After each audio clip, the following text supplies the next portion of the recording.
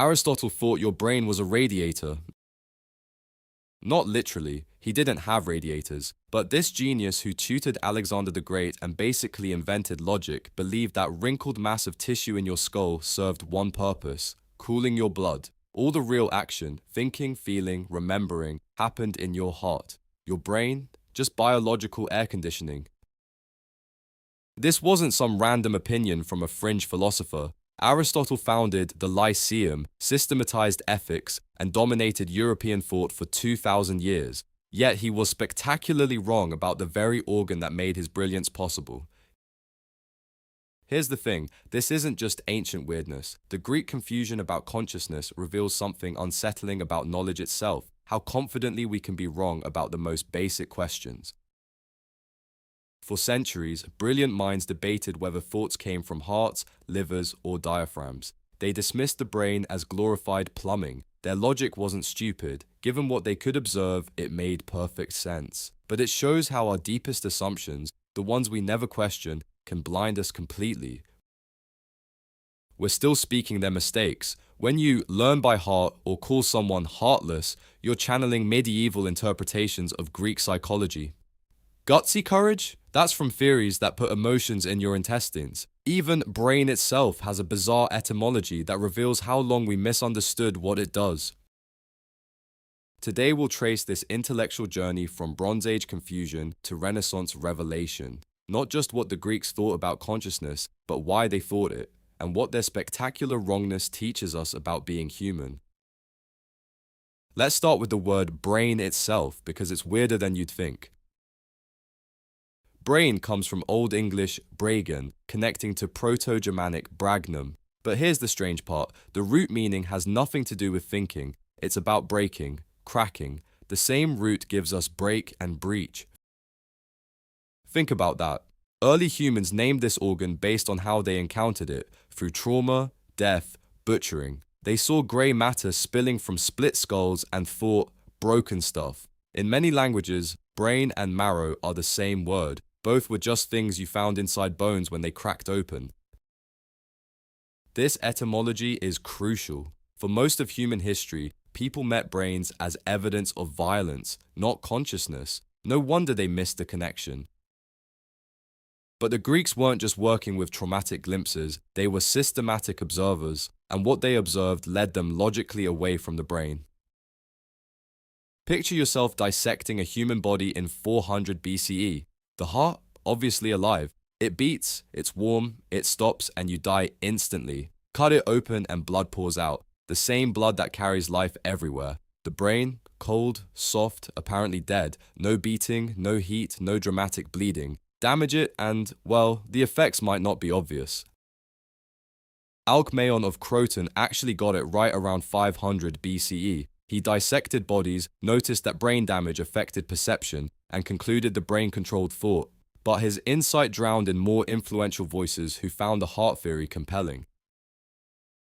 Aristotle's cardiocentrism wasn't ignorance, it was careful observation. Emotions produce immediate physical sensations in your chest. Fear makes your heart race, anger makes it pound, love makes it ache. The brain? No obvious emotional responses at all. The Greek language embedded this heart-centered view. Phren, which gives us phrenology and schizophrenia, originally meant diaphragm, the breathing muscle, but it came to mean mind itself. Greeks literally located thinking in their breathing apparatus. Not arbitrary, they noticed that emotional states changed breathing patterns. Anxiety makes breathing shallow and rapid, calm deepens it. The connection seemed obvious. Homer reveals an even stranger picture. Homeric psychology didn't put consciousness anywhere specific, different mental functions scattered throughout the body. Thumos was life force in the lungs, nous was intelligence in the diaphragm, psyche was the soul that survived death, but during life it was barely conscious, more like breath or shadow. This distributed model actually makes sense. We still talk this way. Love lives in hearts, fear in stomachs, anger in blood. We get gut feelings and make heartfelt decisions. The Greeks systematized what felt true about having a body. But not all Greeks dismissed the brain. The battle between encephalocentrism and cardiocentrism raged for centuries, and both sides were more sophisticated than we might expect. The brain camp found its strongest voice in the Hippocratic text on the sacred disease, their term for epilepsy. Around 400 BCE, some anonymous physician wrote, "Men ought to know that from nothing else but the brain come joys, delights, laughter and sports, and sorrows, griefs, despondency, and lamentations."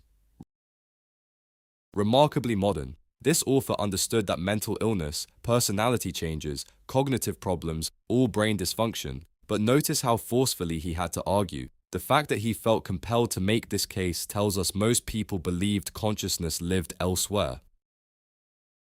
The heart camp had powerful ammunition.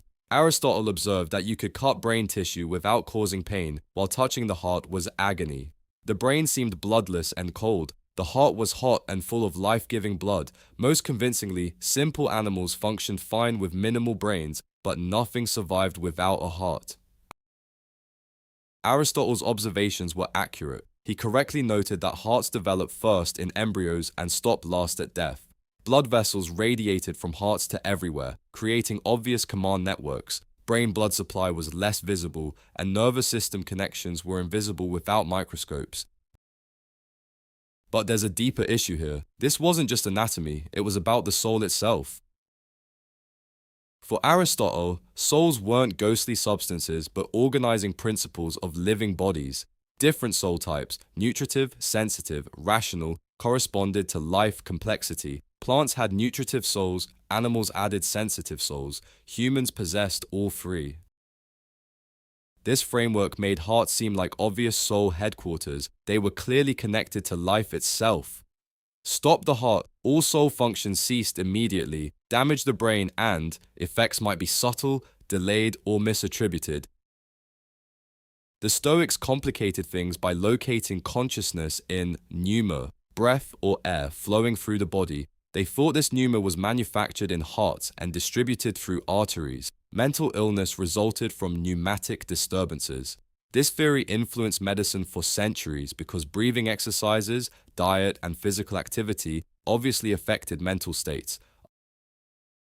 Other cultures solved this differently. Egyptians removed brains during mummification, useless organs, but preserved hearts as seats of intelligence. The liver got similar respect in many cultures. It was huge, obviously connected to metabolism, and changed color based on health. Mesopotamians read the future in sheep livers precisely because they believed this organ reflected psychological states. The Chinese distributed mental functions among organ networks. Hearts controlled consciousness and memory, livers managed planning, kidneys handled willpower, lungs governed intuition, spleens processed worry. Not primitive, a sophisticated psychological theory recognizing embodied cognition. What's remarkable is how long these theories persisted despite accumulating contrary evidence. Herophilus of Chalcedon, working in Alexandria around 300 BCE, performed systematic human dissections, forbidden in most Greek cities. He traced nerves from sense organs back to brains, distinguished sensory from motor nerves, demonstrated that cutting specific brain structures caused specific deficits.